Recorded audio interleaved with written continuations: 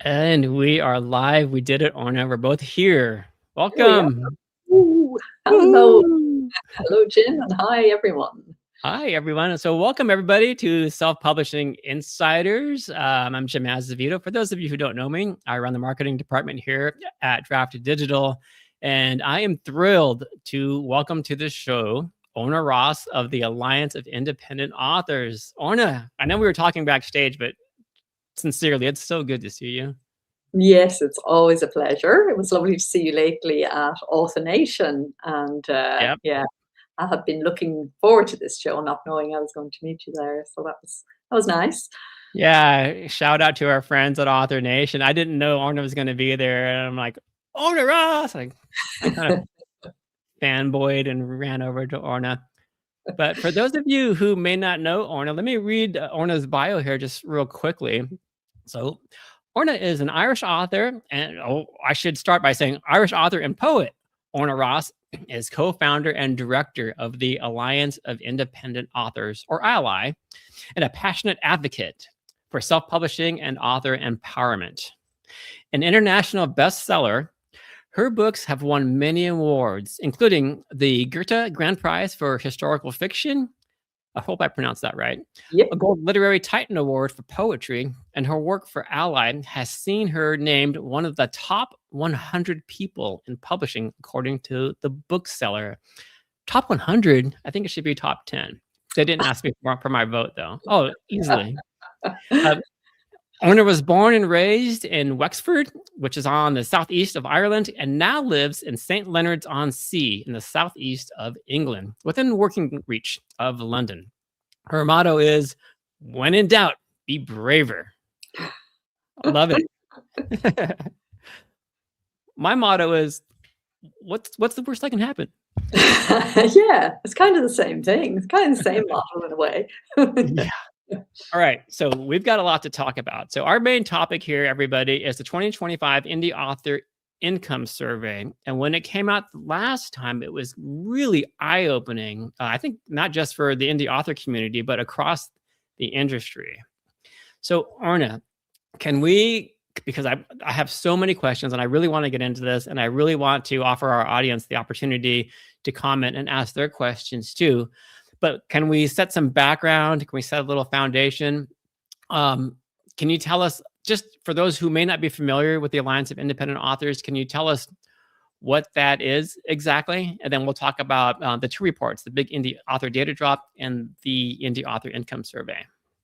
Sure thing. So the Alliance of Independent Authors is essentially the professional association for self-publishers, and founded in 2012 at the London Fair, but a global organization. Most of our members actually are US based, and we have members all over the world. And yeah, that's it essentially. We try to do everything we can do within we're a non-profit, within our resources, to empower the indie author. And that has been, with everything from information and knowledge, which is always empowering, to our watchdog desk, which looks at spammers and scammers and good and bad actors in the field. We have a partner membership as well, which Draft Digital, of course, is a partner, and partner members are essentially services we feel are doing a good job for authors, and we have a directory of those so that authors can put together their team and their tools, and lots more. We campaign on behalf of the independent author in the publishing sector, and beyond that, and try to link our members with influencers, literary influencers of all kinds, librarians and literary events, reviewers, journalists, media, whoever is interested. We're always trying to get the story about independent authors out to the world, because the world actually still isn't really aware of the absolute revolution that has happened in authorship in the last decade. And so we see that as part of our job as well, but mainly supporting and empowering the indie author. That's our job. Yeah, you've done a tremendous job of it, especially over the last decade. And I agree with you. I've said it on this show before. I feel like we're at an inflection point where it might feel to all of us that indie authorship in the indie author community has hit the mainstream, but in the wider world, it really has not. But I feel like we're right there. We're just on the cusp of breaking out big time. We're becoming Um, unignorable, I reckon. Unignorable. That's right. Whether they like it or not, right? Absolutely. Yes. um, so Orna, ALLi has produced two reports in the past: the Big Indie Author Data Drop and the Indie Author Income Survey. Can you explain the difference? And are the two reports kind of meshed together? Are they separate entities? How does that work? Yeah, so the survey is our own survey, and it's it's not a sort of a survey monkey thrown up overnight. Tell us what you think. It's it's a fully representational survey. We do it every 2 years. The first year was 2 years ago in 2023, and then we did it again at the end of 2025. We will do it again early 2027. We're just moving the timing a little. And in that survey, we look at current year income in the respondents and the previous year. And so it requires, we ask a little bit of the people who are taking the survey. They need to have their actual facts and figures in front of them to take the survey. Okay. The Big Indie Author Data Drop is something we do annually, and we're kind of always doing in a way, and that is whenever we hear or come across an interesting, verifiable piece of data about self-publishing authors of any kind. So it could be anything across the full range of publishing and business. We note it, and it goes onto our facts page, which is at allianceindependentauthors.org/facts, which is a kind of a running web page, and then we kind of collate the most interesting of those facts into what we call the Big Indie Author Data Drop, because that has facts and figures from yourselves, from media, from Alex at K-Lytics, from Amazon KDP even gave us something once. Yeah, I know. So it's from across the industry, and also other surveys, because more and more people now are beginning to ask indies what's going on for them. There isn't, in the wider publishing sector. So it's about trying to gather those facts and figures together, partly because we want to have them for the outside world who comes and asks us, things, and we can say, well, actually, that's not true because here's the facts. But also for authors, because if you know about what's working, and knowledge is power, right? So if Yeah, absolutely. you know what's working and what's happening, then you can make empowered decisions. If you don't, if it's a shot in the dark, then you might be lucky and it might score, but you give yourself a better chance if you're more fully informed. Yeah, and you don't burn cycles. You move along quicker. Is that why you originally looked at doing a survey, just for that reason, to find information and data that could empower the authors? Very much so. It was very much about seeing what is the actual story here, because we were seeing surveys coming out from other author organizations, and it was a doom and gloom story. And the story was very much author incomes are falling.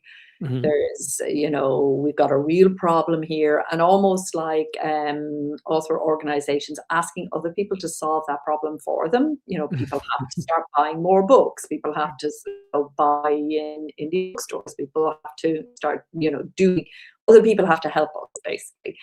But what we were seeing in our community was obviously something very, very different, where sure, there's a whole tranche of indie authors who are not primarily focused on income, but there is a whole branch of indie authors who are, and who would love to, either are already or would love to be making a living from their writing. And we were seeing that happening. And, we very much know that that's not an accident.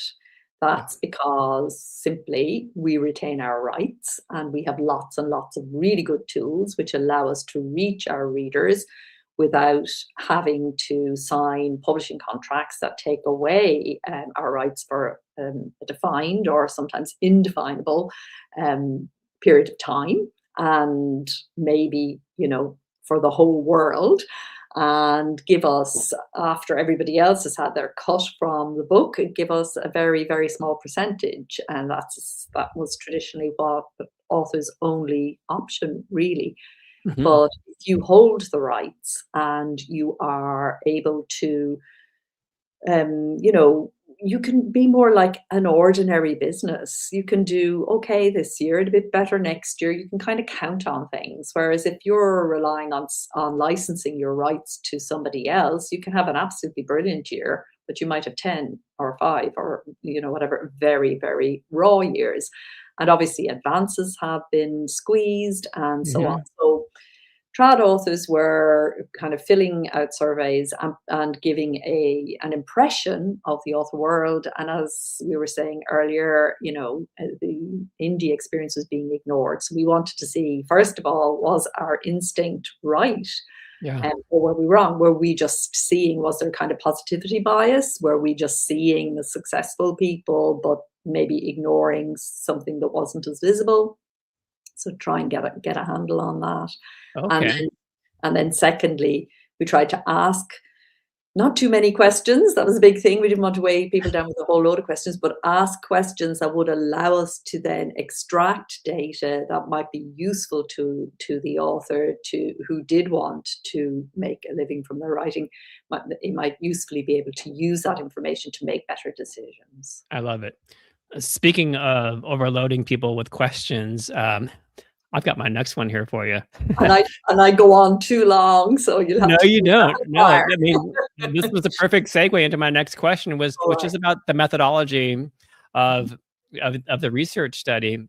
So, how do you ensure that the indie author income survey is rigorous, but it's also neutral and designed not to produce friendly results or results that are slanted to what you want it to say? Like, Sure. how do you maintain that integrity?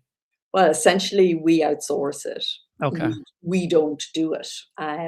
So we work with, and I'm sure you know Thad McElroy Oh, from he's yep. the Future of Publishing, and Yeah. Thad works with a statistician, and they do the work, and we just put the call out and ask all our friends to put the call out. And we go out as widely as we possibly can to get as wide a picture as we can, but we don't, it's not done by us for that And reason. you're not paying some guy off the street, extra cash under the table to get the results you want. Like, No, this is no, because we legit. actually want to know the facts, Absolutely. and that wouldn't help anybody. We're not trying to paint a particular picture at all. We wanted to know, as I said, we wanted to check our own possible positivity bias. And if it had shown that it was a bias and we were wrong, well, they are the facts that we would be putting out.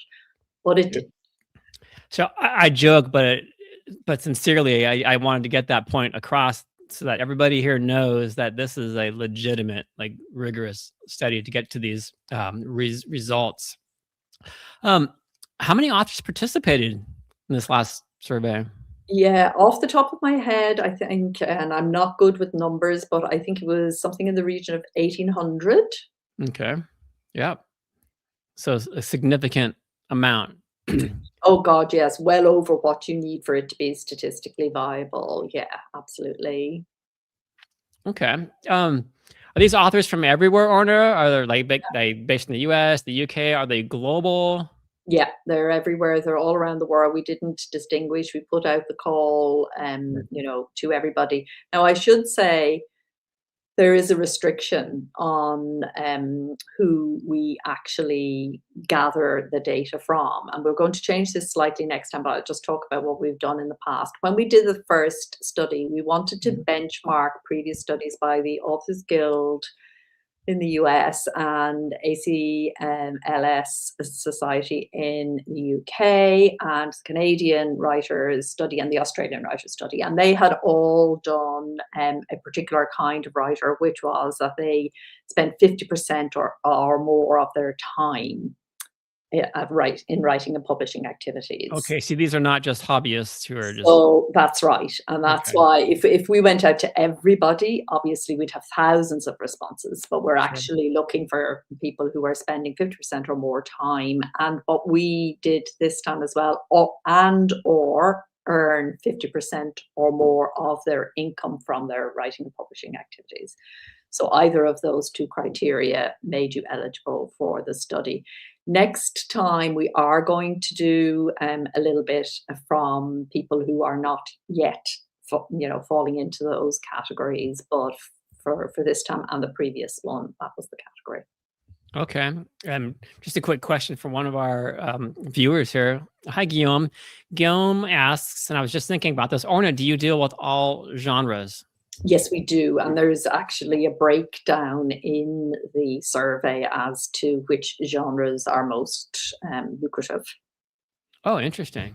Okay. So we're doing some of that cross-referencing of the study at the moment. So we have the sort of top-line figures, and now we're digging in a bit deeper to cross-reference things like genre and income, or age group and income, or sexuality and income, all the different demographics as well. So there's loads of interesting things that we can extract from this information, and we're doing that at the moment. But genre is very relevant actually in terms of income, and it's interesting because you can see it very clearly. The other very notable thing in the survey in terms of income is number of books. I was just going to ask you that question. Okay. Yeah. There's a clear correlation between the number of books published and the income. Okay, so when you talk about the number of books published and the number of income, what do you take from that? Is it purely experience? Is it discoverability? I think it's all the above.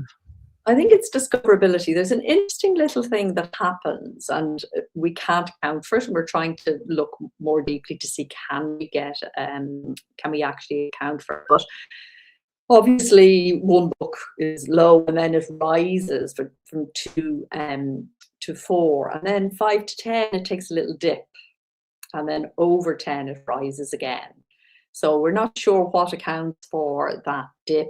I myself observationally see again and again and again that book 3 and book 5 are significant for a lot of authors. Just seen it so many times income-wise. So until you get to book 3, I don't think that income really, I'm speaking generally. Honestly, there are no rules with writing, so Sure.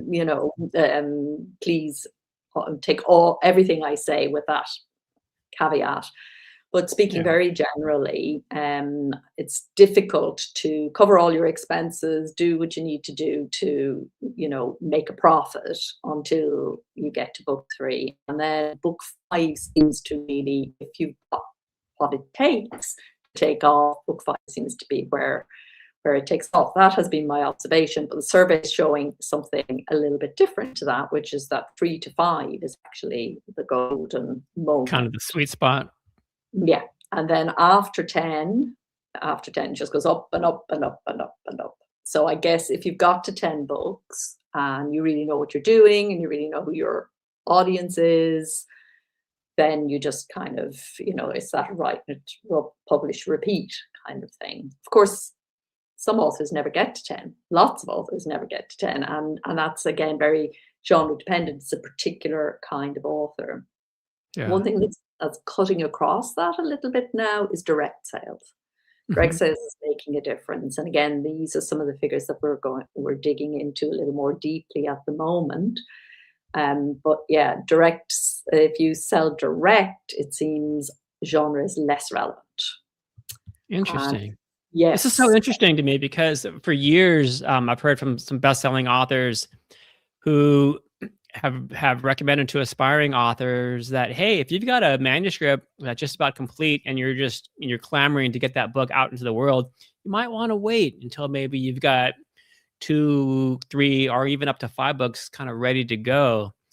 And it's interesting that what you're saying, that once you get to like that 3 or 5 book range, that authors are starting to hit their stride a bit, and it kind of speaks to the experience of writing and publishing. But I'll bet you also marketing and other, over the time it takes to write 3 or 5 books, I would bet that authors are arming themselves with the knowledge of how the industry works and some business savvy as well.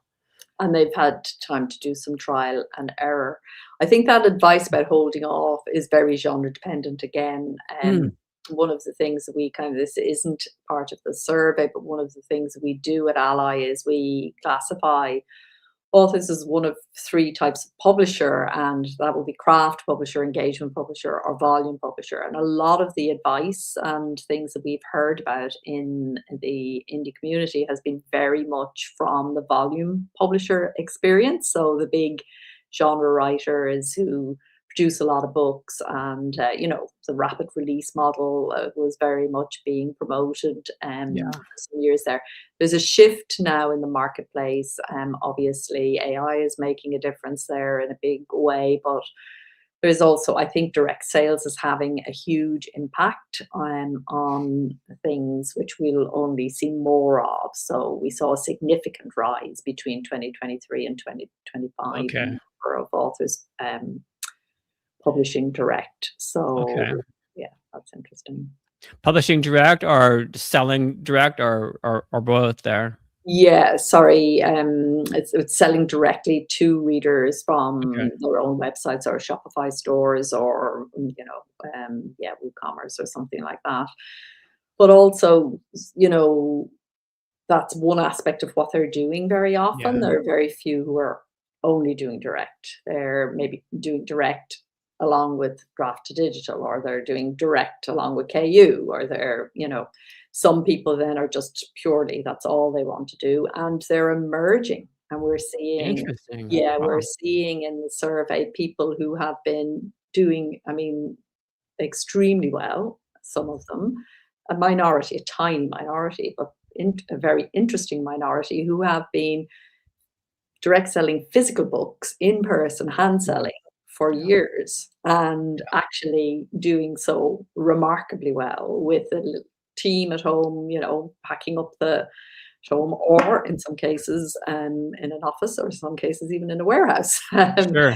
Packing up the stuff and sending it off. So, this isn't something that we were super aware of in the community. Now, I think we've become more and more aware of it. But yeah, there's interesting things happening. Yeah.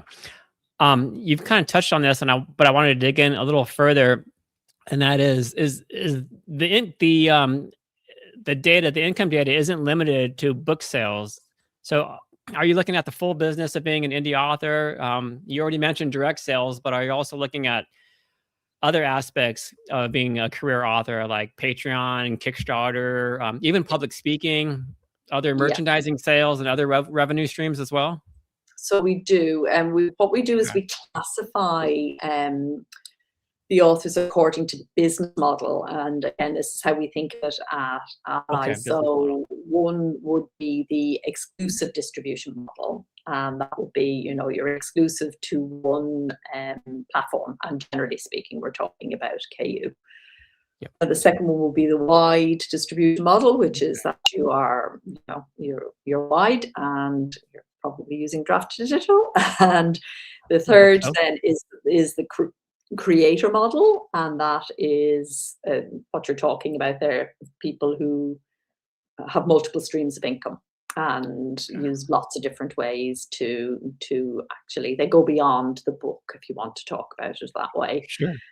And the fourth one is rights licensing, or hybrid authors. So these are authors who most of their income comes from licensing their work to other rights buyers, and that might be they sell just their print through a publisher, but they do their own ebooks. But the majority of their money is coming. It could be translations, it could be some books they go with a trade publisher, and some they self-publish.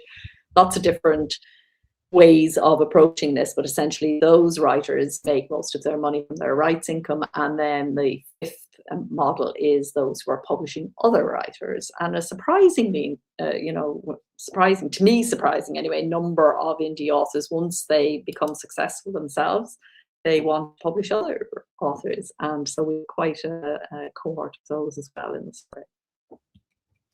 Yeah, that's interesting, and it also kind of speaks to the indie author community itself, and that's this culture that we've created where authors love to help their fellow authors and help them publish, especially once they've done it a few times, and they're like, "I can help you. Let's get this book out there." 100%. It starts like that, and then they go, "Hey, I really like this. I'm going to do this," and they set up business, and next thing they're a little mini publisher, micro publisher, and some of them then grow and become more than that. So that's also interesting. So, try to, again, always try to keep things as simple as possible, because it's very easy to get overwhelmed with all the different permutations and combinations and things you can do and can't do. But those 5 models essentially cover everybody, and they have quite different, we think of them as distinct business models, because if you're exclusive KU, you're going to act and behave, and your day is going to look very different to the creator model person or the rights licensing person. So okay, let's shift gears here a little bit, because I want to get into the meat. Like, this is the fun part. So before we get into some highlights, and you've already spoken through quite a bit, I wanted to ask you, when you first saw the 2025 results, was there anything that generally surprised you or maybe even shocked you? One thing that was surprising was that wide income fell. The what? And again, wide, those Oh. on the wide model, their income dropped. Okay. Which went against the other, everybody else rose, and direct rose significantly. Mm-hmm. Exclusive rose not so much, but it did. But for some reason, wide fell. And we're trying to dig into that a little more deeply at the moment as well. And I don't know if you have anything to offer on that. It's interesting because when you go to conferences like an Author Nation, anecdotally, you literally hear so many authors saying, like, I'm leaving Amazon, I'm done. They changed the algorithms on me again, or they removed all my reviews, I'm going wide. So to hear that from the data, it's like, oh, that's interesting. We were very surprised. And I mean, data throws up funnies sometimes, but we are looking into that and why that might be. And so this isn't to say that there are fewer authors going wide. It's to say that the income of those authors who are wide has fallen. Okay. So, so that was interesting to us. And whether that's a lack of attention, in that direction, or because it seems to me as more and more outlets open up around the world, there's opportunity for wide authors to really, grow more than ever, I would have thought. So that was the biggest shocker. Yeah. Okay. That's interesting. It's funny that you mentioned that, because it has me thinking about ebooks, because ebooks can be relatively flat. They have been for about a decade. They're kind of just inching up a bit, but in past reports, or in the last report, one surprising takeaway, at least for me, Orna, was just how dominant ebooks remained as a source of income. Like, I saw the different book formats, but at, near the top was ebooks. Is it still that way? Yeah, ebooks are still there. We saw they're still top. We saw a big rise in audio. Between 23, that won't come as any surprise to anyone who's been kind of watching. But ebooks are still very dominant, and I think this speaks to indie authors' excellence in the ebook format. We have ebooks down in a way, and the ebooks are much easier for authors. You know, a POD is great, don't get me wrong, and you know, without it, most of us wouldn't have print sales at all, probably, because we wouldn't want to go there with the old books under the bed thing. But it's hard to make profit, and getting harder with the price of paper and everything. And you know, particularly if you're trying to get somebody else to do some distribution as well. So yeah, ebooks and audiobooks, I think it's just easier for indies to do well there. The trad publishing still has the biggest way that print books are sold is still through bookstores, and Sure. you know, so while some indies do crack that, it's challenging, very challenging, and most don't even try.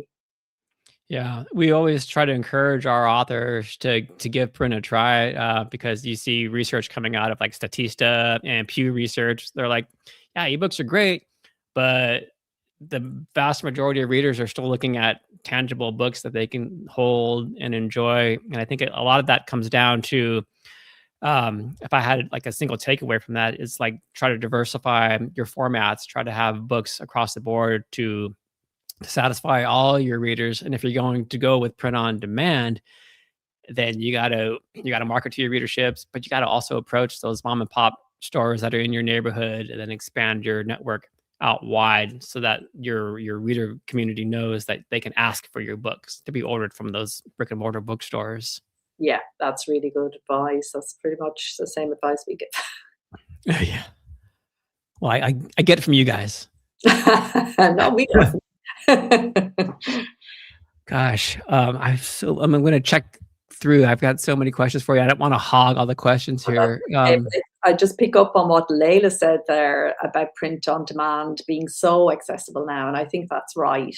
There's no good reason not to do it, in the sense Yes. it's just about getting another set of files from the original file, and it's so much easier than it used to be to do print that you know, there really isn't a reason not to do it. And another trend that we saw around print, which is very noticeable, is the deluxe print. Oh yeah. Yeah, that's a huge income boost around print. The Kickstarter model, where people and that was big part of the growth of the creator model, Hmm.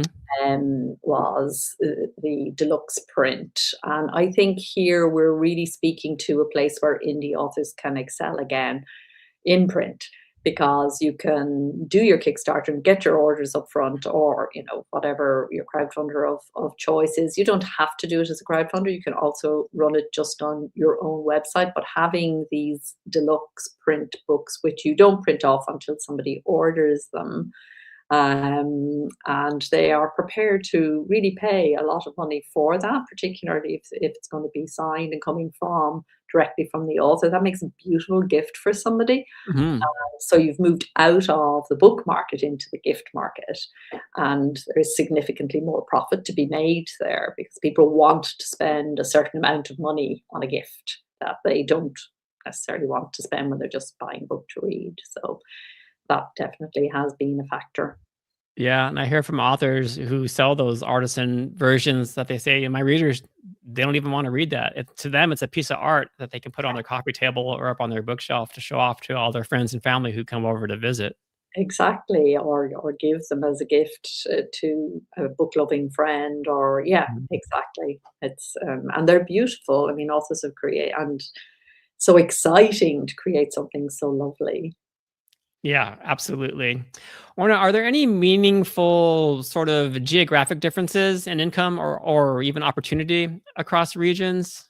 Yeah, we're not. I mean, you know, we know that the US still leads in Hmm. terms of income, but the geographical, essentially, it's a kind of a boring correlation. As self-publishing becomes more dominant in a territory, Hmm. then the incomes go up, and so it just follows smoothly. So the countries where there are good tools and good services available, they do well, and we forget that things, tools that are freely available in the US are not available necessarily everywhere, and are usually, there is at least a time lag, and in some cases they don't become available at all. So I don't think there's a huge amount to be said about the geographic distribution. Okay. Okay. Yeah. Oh, I know what I wanted to ask you next. Do you take a look at longevity at all in the survey? Because in the last survey, I thought it was so neat, but in the last survey, a majority of respondents had only started publishing, like, say, after 2015, with I think it was a quarter of the respondents who started after 2020. So I'm curious, does the 2025 data still suggest that indie publishing is attracting new entrants and It, at scale? Like, are we still in our infancy here? yeah, in short, we are. We're still seeing the newbie bus is still pulling into town, if we can put it that way. Love it. Yeah, so that, which is great. That's fantastic. Anecdotally, I think it was in 2014 at a conference on behalf of Smashwords. And I remember authors at that time who were aspiring or maybe only had one book, under their belts at that time, were saying, "Oh gosh, I missed the bus. The whole wave of this was between 2008 and 2011. It's over now." Um, but I've seen and met so many authors who started, way past 2014 now, who are just doing phenomenally. And I think those authors, they follow the guidelines, like they follow a certain regiment. It's easier now, back in those days that you're talking about, we didn't have half the tools we have now, and we weren't as set up to help each other. So, if somebody comes in now, and we see this with younger authors in particular, who are indie first, who don't even think about, no interest whatsoever. It doesn't even cross their mind. It's not even why would I do that? They just don't even think about it. And they come in and they can learn and grow so much more quickly now because the tools are phenomenal. And yeah, and the information is all there. So a lot of the friction that was there at the start, where you had the tools, but they were a bit clunky, or they didn't work out well, or whatever, or there were so many tools coming into the market that actually there was no demand for. It was more people getting excited and thinking, so publishers will love this, and people who had never published at all themselves, that kind of thing. But now the tools are so good, so that if somebody comes in, and we see them coming in and really taking off very, very quickly. Yeah. That's music to my ears. I love hearing that. But I also do see authors who are kind of new to indie publishing. They see Amazon sometimes as the be all end all, like it's just Amazon and that's it. And they don't even realize there's this entire other ecosystem to help get their books out there in front of readers globally. That's so true. And that I really do blame the mass media for that, because they Me only too. talk when they talk about self-publishing, they only talk to Amazon. They don't talk to you. They don't talk to us. They don't talk to the people who actually see what's happening on the ground. And yes, of course, Amazon is a dominant player. We all know that.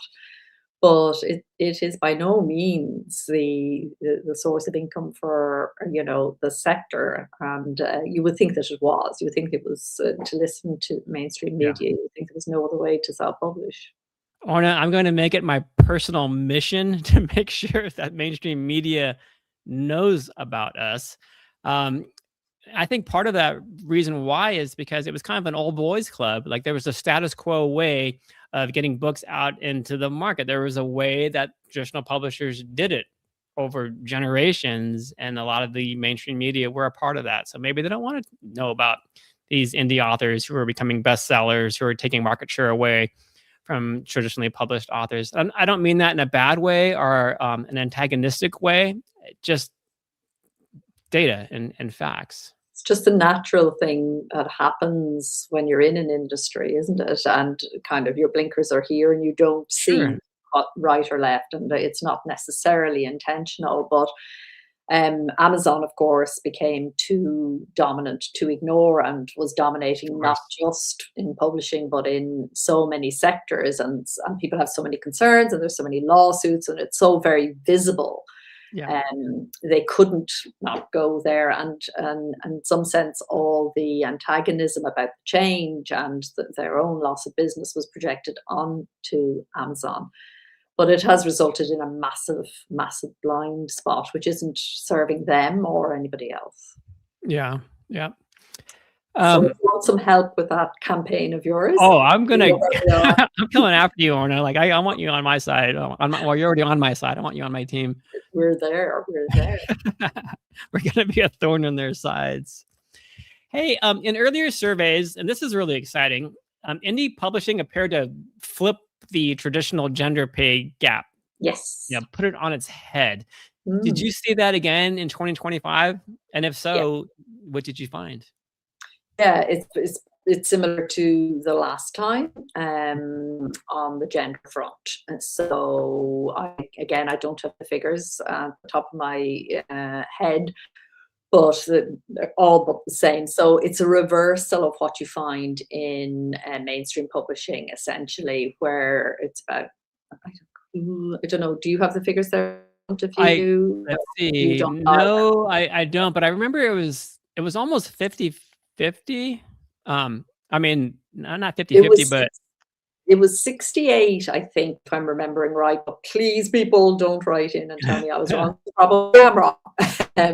But I think in mainstream publishing, it's male earn 68%, women, whatever the equivalent, and then it flips on the indie side, and it's not quite that, but it's almost that, with women earning more. Yeah. And then I'm going to get to a viewer question here in just in 1 second, Layla. But I wanted to follow up the gender pay gap with income patterns for LGBTQ plus authors and other underrepresented groups. Because in the last survey, that group and others did really well. And it kind of speaks to the indie community. We always say, hey, we're open. Indie publishing has just generated this wave of diversity into the industry. Are you still seeing that? Yeah, very much so. LGBTQ plus higher than last time. And your questioner there, I think, is asking about romance and its dominance. Yes. Well, the next one is LGBTQ plus. Now, in there is probably lots of romance as well. So it's you've got that going on as well, but it's just below what our categories were: romance and LGBTQ plus, and that is what we found. They were next. Okay. Let me just read the question here so that people who aren't watching it but are listening to the podcast later. The question from Layla was, I assume romance continues to be top of the pack. What were the next genres on the list? So that was what Orna was just answering there. Next one. Another interesting one was multimedia was quite high. Really? Yeah. And so what specifically, like lit RPG type stuff? Yeah. I'm thinking that, but it had significantly risen, and it's up there with the high ones, if you like. Advice, how to on the non-fiction side, also quite high, and of course crime, thriller, mystery, detective. We put all of those together. What else did well? Fantasy, sci-fi also did well, and after that it was women's fiction. What else am I looking at? Horror, historical are all kind of around the same. And an interesting one was a rise in poetry. Oh, fantastic! Yeah, that was interesting. It's small. It's still small, but it almost doubled. Almost doubled. Yeah. All right, poets, get to it.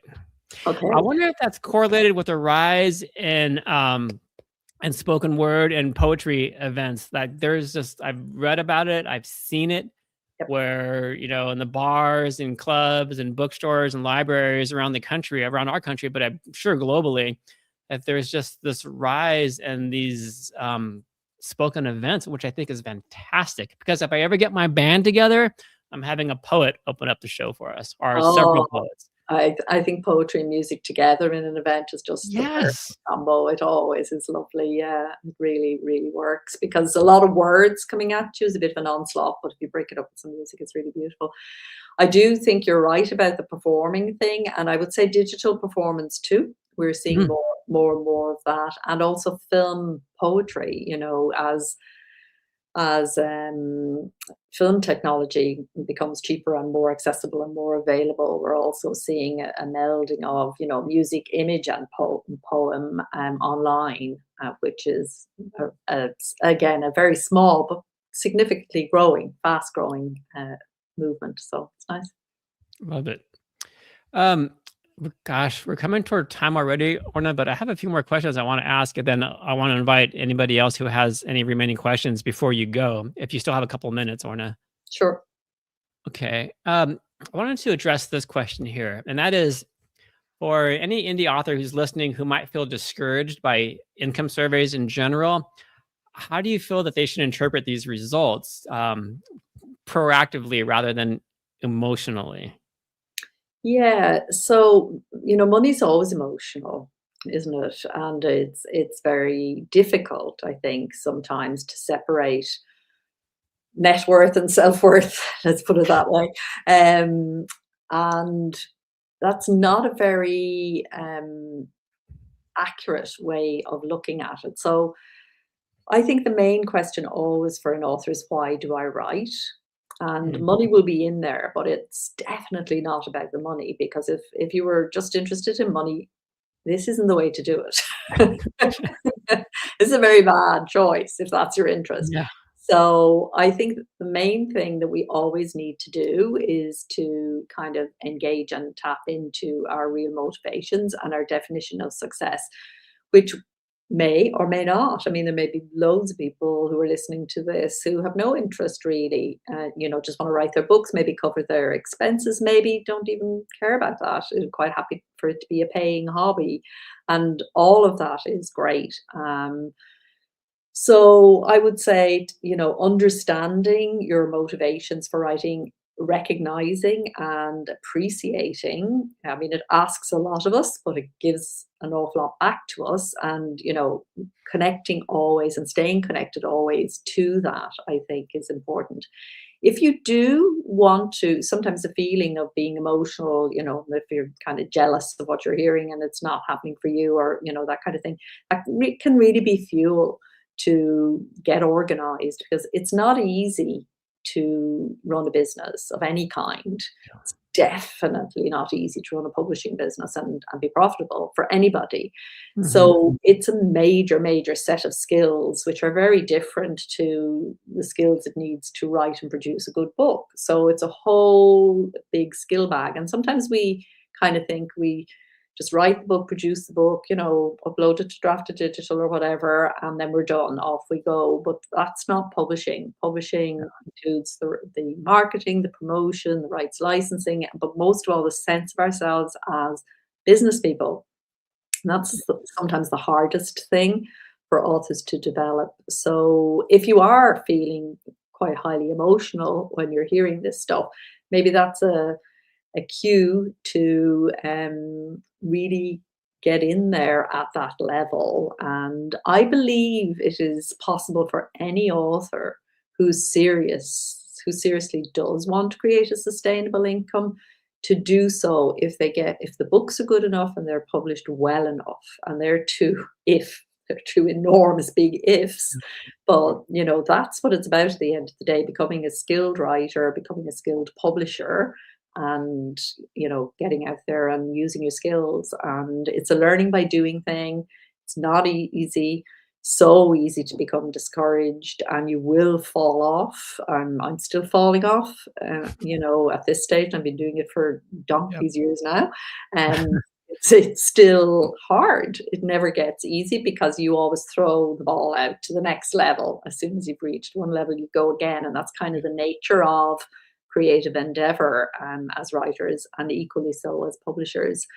But it's something you can do now. Whereas when I started, it wasn't. You couldn't. Your fate was in other people's hands. Now Right. your fate can be in your own hands. So it's kind of over to you. That's a beautiful answer. And I also want to remind the authors that, if you're feeling alone, just know that you're not.